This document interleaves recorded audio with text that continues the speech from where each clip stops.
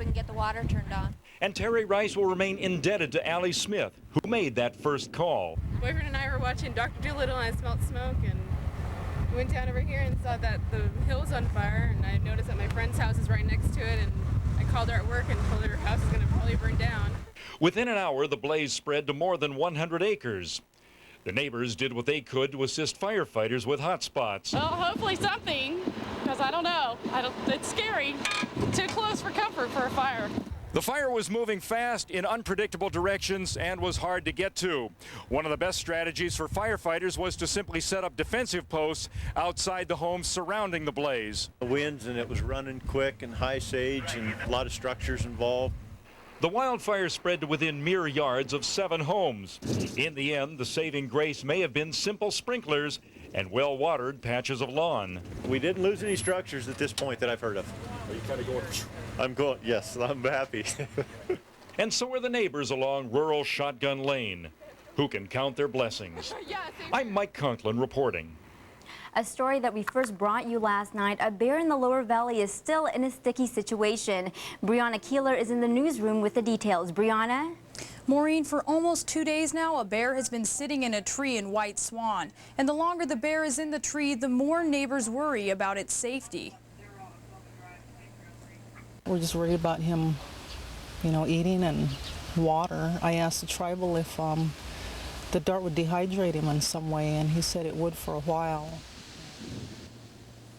At 12:30 a.m. early Friday morning, this 1.5-year-old bear climbed up one of these trees and has since scrambled up 2 more trees. Tribal officials hit the bear with a tranquilizer dart yesterday, but the effects of the dart wore off before the animal could be rescued. People who live here roped off a section of the street and are trying to ward off the many curious folks who are coming to look at the bear. They say the noise only scares the bear farther up the tree.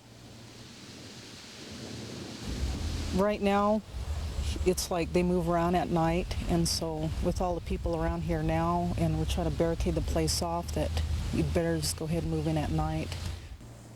Neighbors told us that tribal officials were planning on darting the bear again tonight, but the higher the bear is in the tree, the longer it has to fall, making it more likely that the bear will be injured.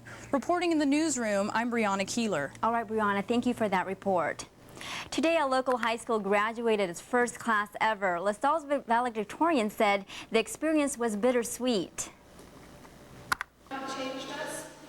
It was exciting, and it's just all a blur right now. I know I'm going to be sad later. LaSalle opened 3 years ago. It was the first Catholic high school in the valley since Carroll High School closed in 1986. Alumni from the 1976 graduating class of Carroll High honored today's graduates at the ceremony. Brother Daniel Morgan, LaSalle's principal, said that today was an occasion of celebration for the local Catholic community. It is a very big day. It's a big day for not only the families, but for the school and the hundreds of people who have helped create LaSalle and bring it to where it is today. And while there were only 11 seniors who received their diplomas today, LaSalle now has 135 students, so next year's graduating class will likely be a lot bigger. Meanwhile, Kennewick seniors said goodbye to high school today.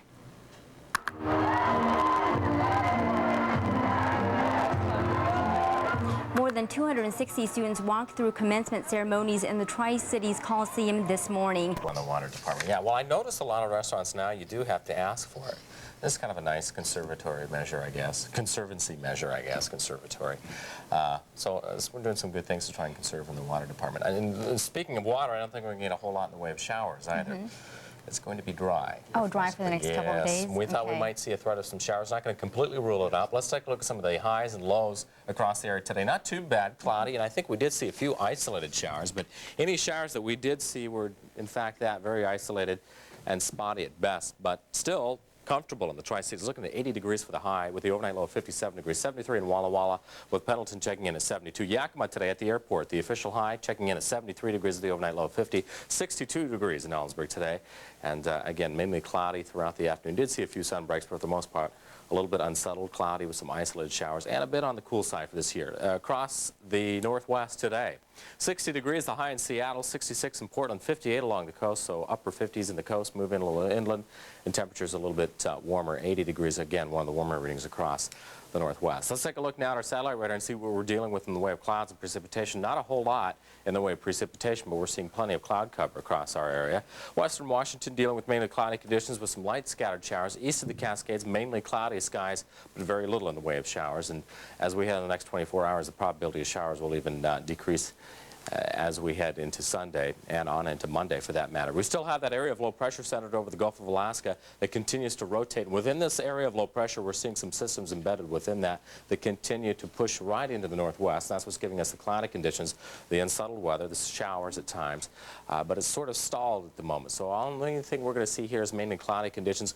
Any rain that we do see from these systems moving into our area, again, will mainly fall into western Washington and the Cascade Mountain Range, leaving us mainly with just cloudy conditions, but it will help push some cooler area. And so Sunday and Monday, we're even going to be a little bit cooler than we were today, with temperatures probably in the Yakima area in the upper 60s, maybe low 70s to low to mid 70s for the basin tomorrow. Satellite radar indicates some scattered clouds and showers across the northwest. Otherwise, the rest of the western half quiet. The northern plains all the way down in the Midwest seeing some scattered showers, and still very wet here in the southeast with some very heavy rain and scattered showers and thunderstorms there as well. It has created some flooding problems for that part of the country.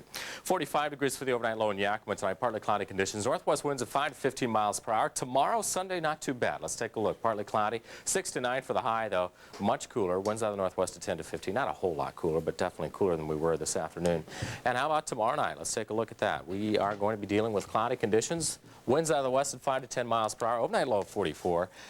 And how about the extended forecast? Monday through Thursday. A few showers possible for Monday and Tuesday. Dry on Wednesday and Thursday. Temperatures into the mid-70s. So warming up as we head towards the end of the week. Considerably unseasonably cool, really. We've been that way here for the past couple of weeks, and we're going to remain that way for at least another 5 days or so. No 90-degree weather to talk about.